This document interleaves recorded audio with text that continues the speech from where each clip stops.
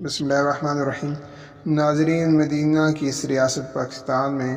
آئے روز ایسے حادثات اور ایسے ثانیات برپا ہو رہے ہیں کہ جس سے امت مسلمہ کے جذبات مجروح ہو رہے ہیں۔ یہ واقعہ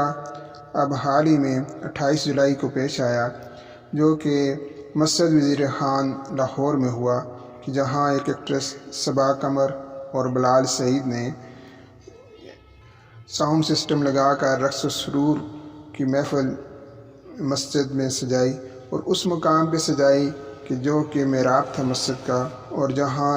امامت کی جاتی ہے اور اذان کہی جاتی ہے۔ تو اب اللہ تعالیٰ کی اس گھر کا تقدس اس سے قبل تو پامال ہوتا رہا ہے اسلام دشمن طاقتوں کے ذریعے، لیکن آج اس ملک میں جو کہ اسلام کے نام پر بنا ہے، وہاں مسجدیں تک بھی محفوظ نہیں رہی ہیں اور ان کا تقدس بھی پامال ہو رہا ہے۔ کہیں تو مسجدوں کو شہید کیا جا رہا ہے، کہیں ان پر پابندیاں لگائی جا رہی ہیں، اور کہیں ان میں ایسے واقعات ہو رہے ہیں کہ جو کہ مسجد سے باہر بھی ناجائز ہیں اور مسجد کے اندر بھی ناجائز ہیں، اور یہ مسجد کا حرمت کو پامال کرنے اور امت مسلمہ کے جذبات کو مجروح کرنے کے مترادف ہے۔ تمام مساجد خانہ کعبہ کی بیٹیاں کہلاتی ہیں، اور مسجد اللہ تعالیٰ کا گھر ہے۔ کہیں بھی مسجد اگر ایک بار تعمیر ہو جائے تو قیامت تک وہ مسجد ہی رہتی ہے، اس کو کوئی ڈھا نہیں سکتا، اس کو کوئی ختم نہیں کر سکتا، اور نہ ہی اس کے اندر ایسی محفلیں سجائی جا سکتی ہیں۔ لیکن یہ ہمارا المیہ ہے کہ ہمارے ملک میں بھی ایسے واقعات ہو رہے ہیں، اور اس سلسلہ میں میڈیا پروڈکشن ہاؤس کو بھی کے خلاف بھی کارروائی کی جانی چاہیے، اور صبا قمر اور بلال سعید کے خلاف بھی کیا جانا چاہیے۔ اس سلسلہ میں پنجاب اسمبلی میں مسلم لیگ نون کے مالک حسین نے ایک تحریک التوا بھی پیش کی ہے اور اس واقعے پر مذمت کا اظہار کیا ہے۔ تو اب یہ دیکھتے ہیں کہ اس واقعے کے خلاف 14 کروڑ 20 کروڑ مسلمانوں کے جذبات بھی مجروح ہوئے ہیں، اور نہ صرف یہ کہ پاکستان کے بلکہ امت مسلمہ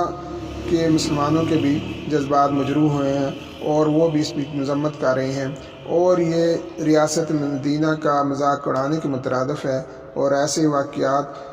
پھر کسی انتہا پسندی کو ہی جنم لیتے ہیں اور ان کا رد عمل بعض دفعہ سخت ہوتا ہے۔ اس لیے نہ صرف یہ کہ حکومت وقت کو بھی اس کا فوراً نوٹس لینا چاہیے، بلکہ عدالت عالیہ کو بھی اس سلسلہ میں فوری نوٹس لے کر ان کے ذمہ داران کے خلاف کارروائی کرنی چاہیے، تاکہ آئندہ ایسے واقعات جو ہے وہ وقوع پذیر نہ ہوں۔ یہ بات بھی قابل ذکر ہے کہ محکمہ اوقاف سے 30,000 روپے کی فیس کی ادائیگی کے بعد اس مقصد کے لیے اس کی اجازت حاصل کی گئی کہ یہاں ایک منظر فلمانا ہے۔ تو اگر یہ ایسی بات ہے تو یہ اس سے بھی زیادہ قابل مذمت ہے کہ محکمہ اوقاف کو تو مساجد اور اس طرح کی مذہبی مقامات کا نگہبان اور محافظ ہونا چاہیے۔ اگر اس کے ہاتھوں اور اس کی اجازت سے اور اس کی شیر باز سے ایسے واقعات ہوں تو اس محکمہ کا باقی رہنے کا آخر جواز ہی کیا رہ جاتا ہے۔ تو اس سلسلہ میں محکمہ اوقاف